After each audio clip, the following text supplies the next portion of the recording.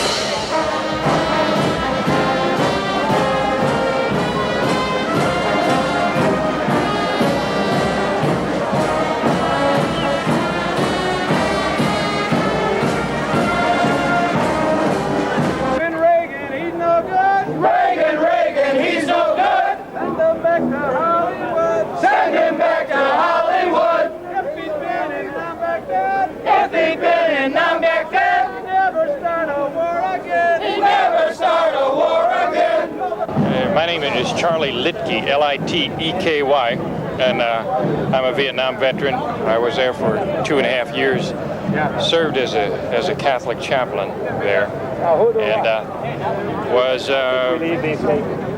morally convinced that I was doing the right thing at that time. And subsequent to that, I've learned a lot about how we were lied to in Vietnam as a result of reading the Pentagon Papers and a lot of other good books that have come out on it now, that our political leaders lied to us and our military leaders lied to us.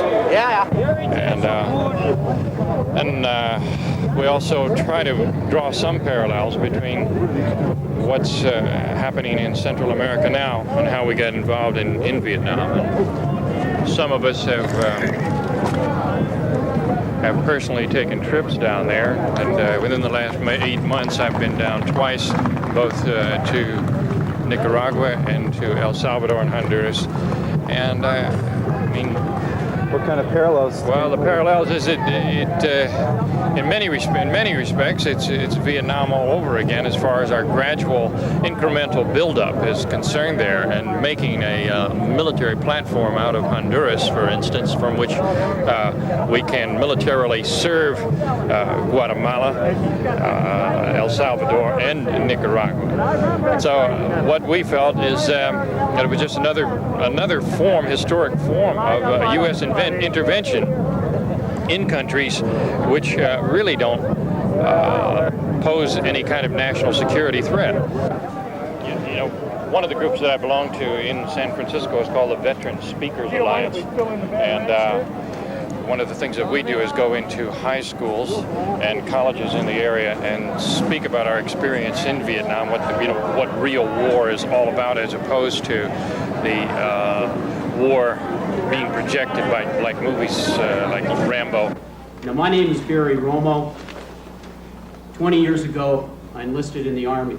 After 12, I believed everything that Lyndon Johnson said at the time about going to Vietnam to fight for freedom and democracy. And at that time, the military was going from 25,000 to 125,000 to 500,000 troops. And we were on a rifle range, and one of the drill instructors pointed out a Japanese American that was standing next to me. And he said, "See that goop? That's the same thing you're going to be fighting in Vietnam." Now, it didn't matter to that instructor that Asian was an American.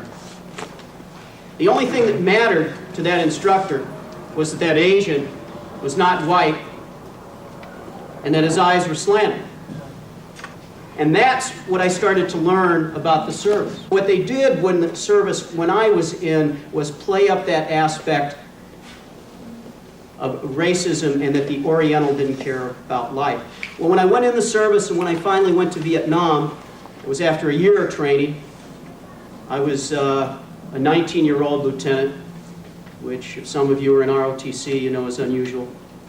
I was commissioned in the top of my class at Fort Benning, Georgia. Became an infantry second lieutenant at the age of 19.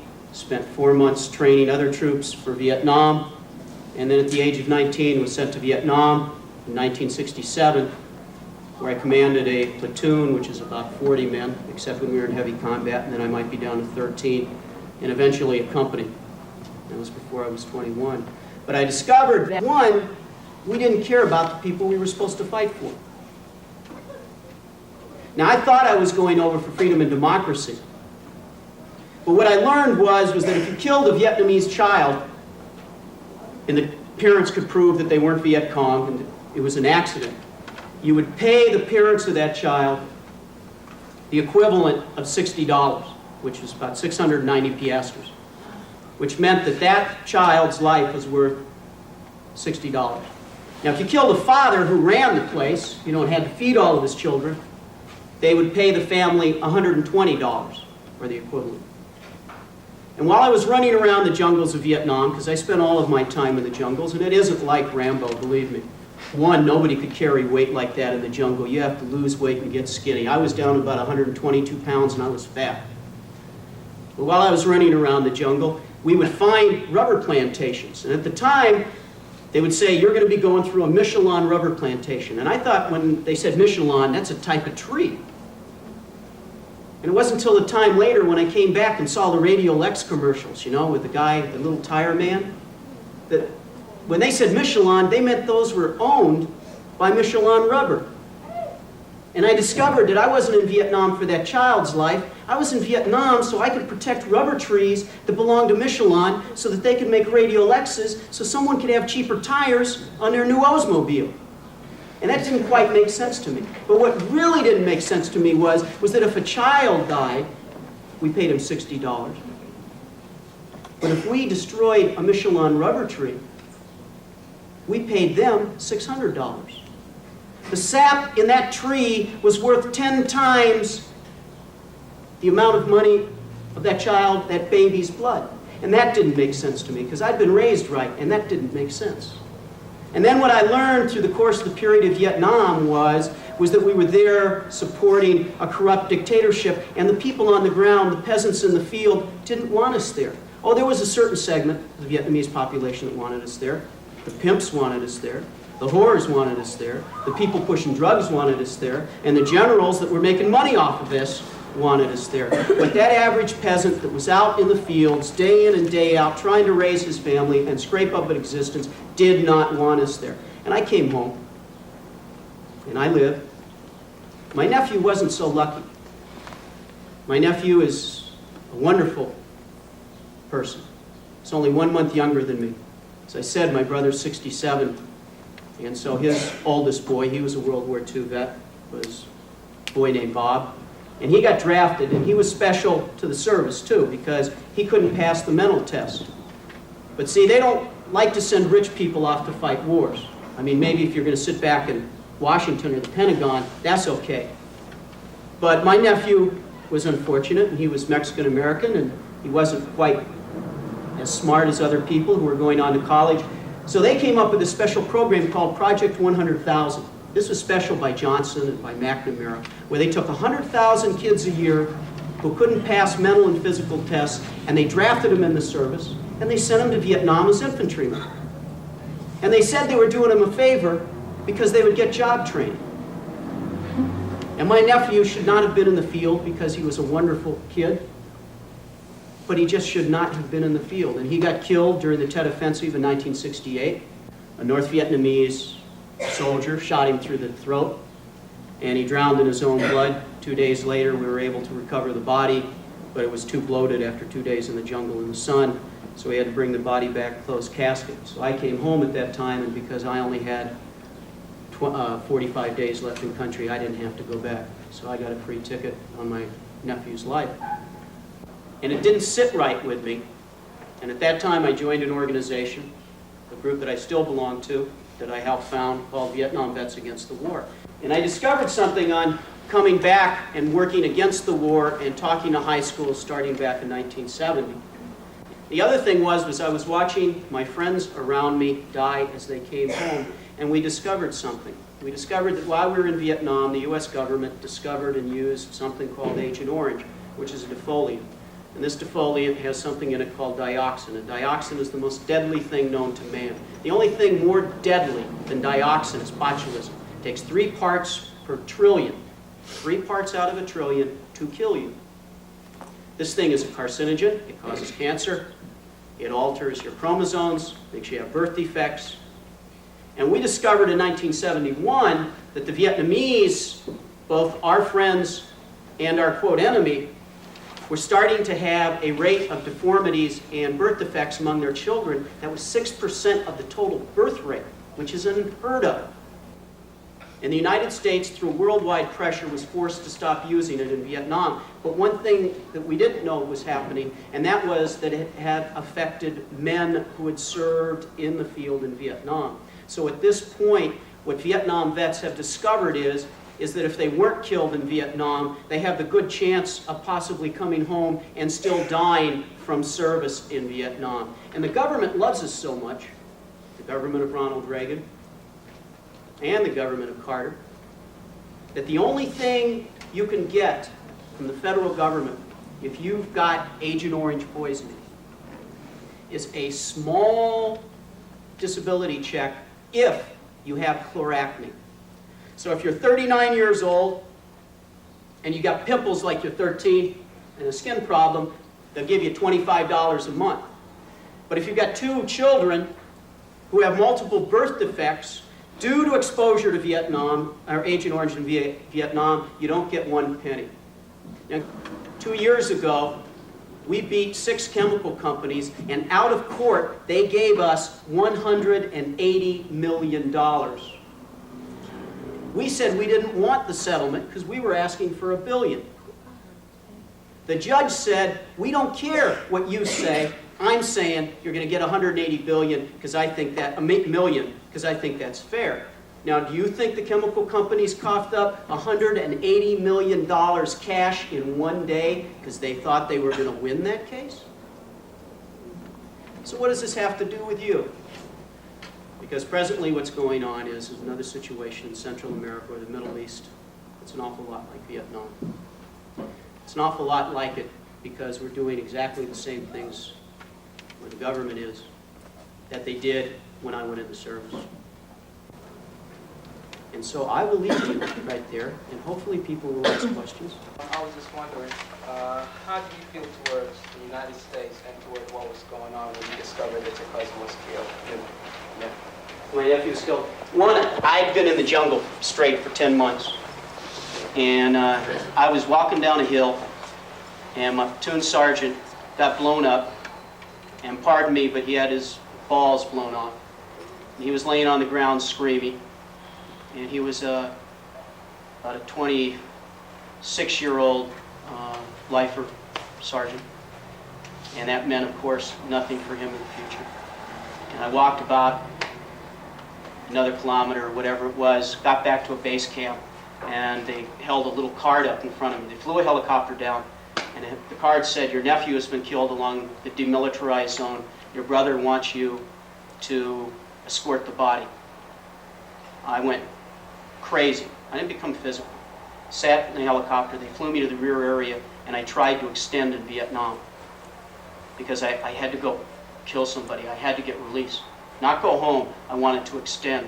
And I had some very dear friends who came and threatened to break my fingers. And they were serious. And they'd been killing people for a year, so I knew they'd breaking my fingers wasn't shit. And they said, "You aren't thinking right. And when you get home, after you have that second hamburger, that third chocolate shake, and about that ninth beer, you're going to be glad you're not here in this jungle." And it didn't even take that long. Do you regret any acts that you did back in Vietnam? Do I regret any? Acts like killing and just going in there, just... Yes, absolutely, absolutely. Because again, it's one thing if you have to commit a terrible act. It's one thing to commit an accident. It's one thing someone's attacking your mom and you're defending your mother and you go to shoot the attacker and it bounces off a wall and hits an innocent person. We didn't mean to hurt that person. The problem in Vietnam was we meant to hurt them for the wrong reason. Now, I can't take the personal blame on myself. I don't bear the weight, the burden of the world, because I knew they took me at 18 and pumped me through a John Wayne like they're trying to pump you full of Chuck Norris and Rambo and every other asshole in the world, who, when they were my age, weren't in the service. But they're trying to pump you that same way. They pumped me, and I bought a line. At the age of 18, I thought the president wouldn't lie to me. Congress wouldn't lie. TV wouldn't lie. And then I got in the service. I traded my drill instructor for my wrestling coach. It was natural. And physical, like physical stuff. Was attracted by the whole situation. And plus, I made rank quick. I really made rank very quick.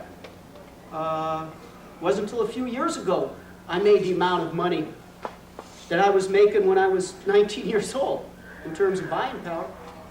And so a lot of things were going on. And again, that's why I talk to people, because I can't make life decisions for anybody, but I can at least hopefully have people think about what's going on. And I do regret a lot. I remember the first man I killed, and I'll never forget it.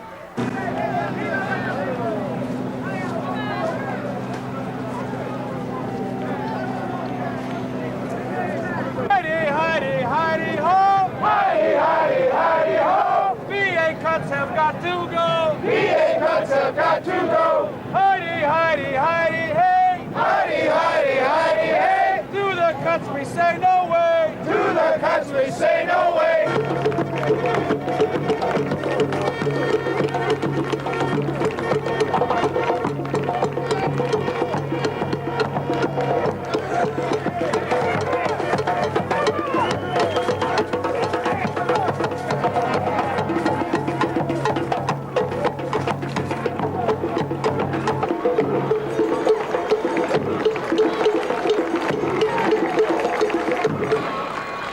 All across the state.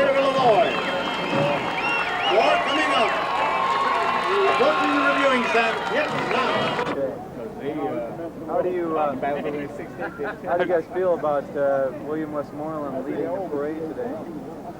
Without using four-letter words. I'll answer that question first.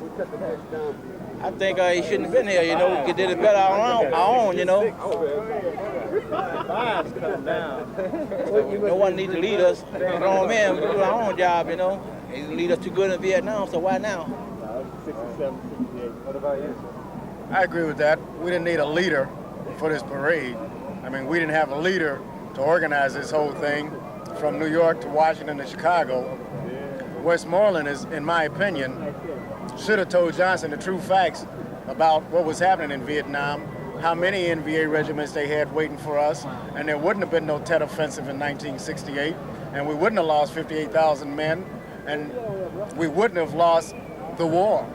Oh, seems you've gotten a very warm greeting from the veterans here today. Any men in this? Well, they're friends of mine, after all. We were comrades in arms in an unpopular war, and we're proud of our participation. How do you feel about him marching in this parade, and how do some of the vets feel? My initial reaction was that I didn't want to march in the same parade he was in. You know, if it weren't for the fact that we're marching specifically with the Vietnam veterans against the war, I would probably not be here today.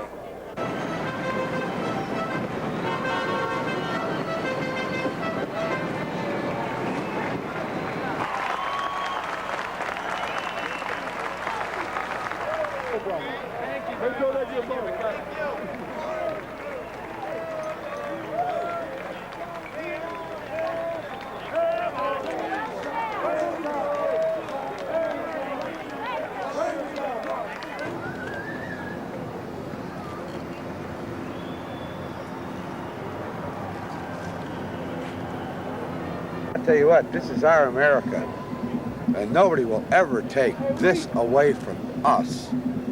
We'll fight for America any place we got to go, and I think he'll agree. We'll do it again. We'll do it again. We'll do it again. Because these colors don't run. We'll do it again. No regrets. No regret. His question was, do you have anything to say to teenagers and the youth today? Yeah. Believe in America, because it's the greatest country going. It's the only country going. And damn it, when they call you to fight, you better get your buns out there and fight. Now that's my opinion. I'm a lifer. I retired in 1972, been through Korea and Vietnam. And let's fight for what we believe in, and this is what we believe in. This today is our America. I was listening to these guys, and believe me, I'm not knocking these guys at all. He said he would do it again, or they said they would. I understand. Do it again. But I wouldn't do it again. There's Did no you do way. it? I did, yes. When? In 68.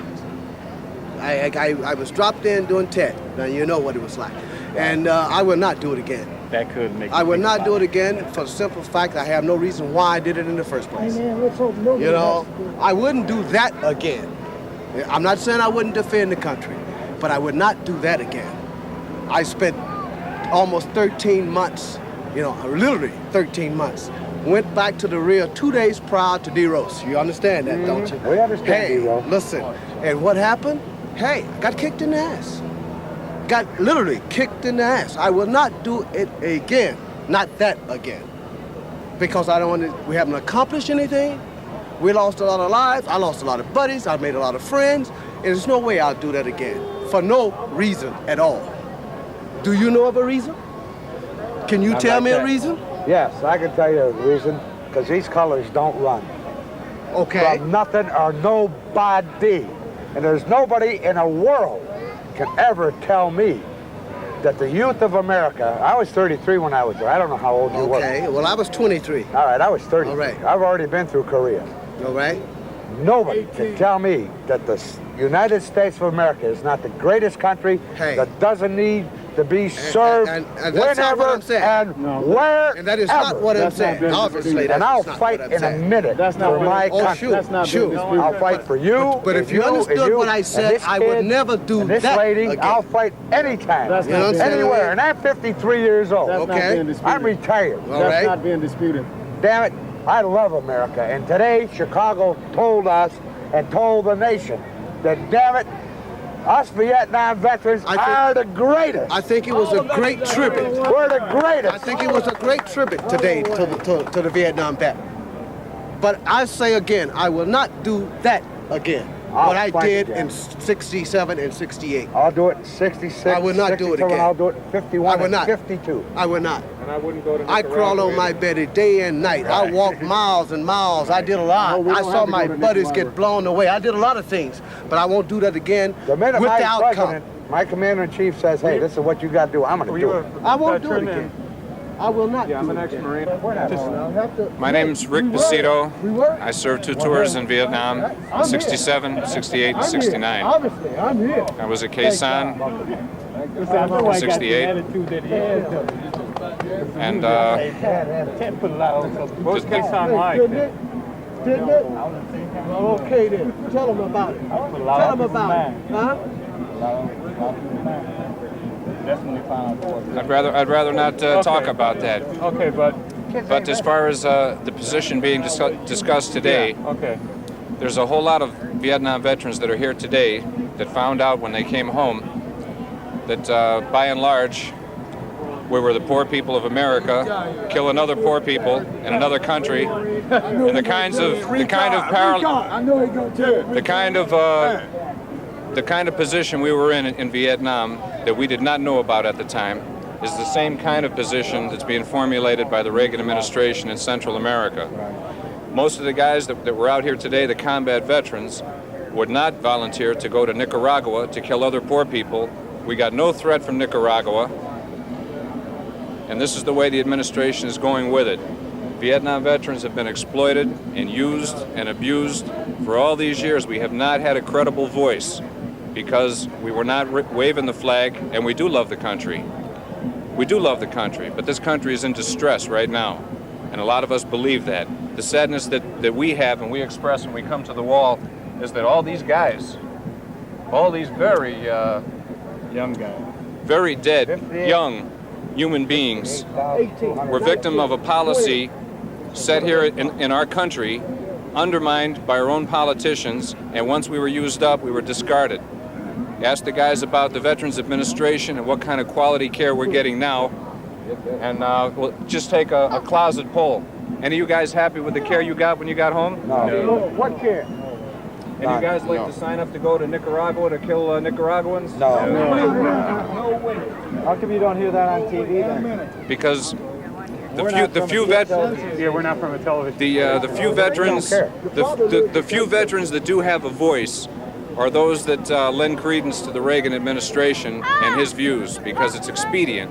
The young kids that are growing up now that don't hate us, that don't want to throw things at us, these kids over here don't understand the Vietnam experience, that the history is being changed as we stand here now, and to a lot of people, this thing is going to be seen as another recruitment effort. And that is not why I participated. I participated to be with my brothers in arms for one more time. Right on. Put it in. You know it, man. You know it. Absolutely. No way, no how would I go to Nicaragua for this country, period. That's right. No way, no how, because Vietnam was a big farce. It was a big farce, man. More money was changed hands, more lives was lost. For who? For who? For who? I told my brother when I got home from Vietnam, I'd rather go to Canada, and I would support him in Canada than to see him go to Vietnam. More money, they blew up ammunition that some guys could have used while other guys had too much of. Man, it was a big sham. A big sham, I'm telling you. I got decorated over there, but I didn't give a fuck. All I wanted to do was live and get back home. That's all. You come home, people treat you like shit. Excuse me for cursing, but I'm telling you how it was. That you say you're from Vietnam, everybody look at you like you're a leper. Crazy. You know what I mean? Hey, I did not volunteer to go to Vietnam. I was drafted. My father was in World War II. He said, hey, I serve. This is your country. You serve. I said, okay, Dad, I serve. I go in with pride. I come out with shame because I felt that my country shamed me. I didn't shame my country. I went in with the righteous heart. I said, okay, America, sure, it's not straight, but no country is totally straight. I love my country. I love my people in my country. This is the best country in the world, but we got screwed in Vietnam. I'm telling you how it is. Right. I was there from 66 through 68, and I was sprayed with Agent Orange. I was sprayed with any other kind of defoliant that they had. And I haven't been, when I go to the VA, anybody else can walk in there and be taken care of except for a Vietnam vet. When it comes to jobs, as soon as you put on that application that you are a Vietnam vet, you have a problem. You got a mental problem. Yeah, see, when we come home, we were stereotyped. Yeah. Everyone was mentally incompetent or they were a drug fiend. Thank you. Yeah. And there's 50 million guys out here right now who can tell them that they're a damn lie. That's right. And here's one right here. Because each and every one of us out here walking. I got my associates and I got my bachelor's. I'll be finishing up next week college with honors, you hear me? But we're all crazy. But that's how the country feels about us. That's right. Look at all your veterans. Look at all of them over on the wall crying. Look at that. Just look at the wall. You got over 50,000 men and women on that wall that has died for what? In vain. Richard Nixon, like prior to 1971, tried to say that all Vietnam vets supported the war in Vietnam. And in fact, the right wing used to bring people like General Westmoreland to speak across the country, or Congressional Medal of Honor winners to give raps about what the war was about.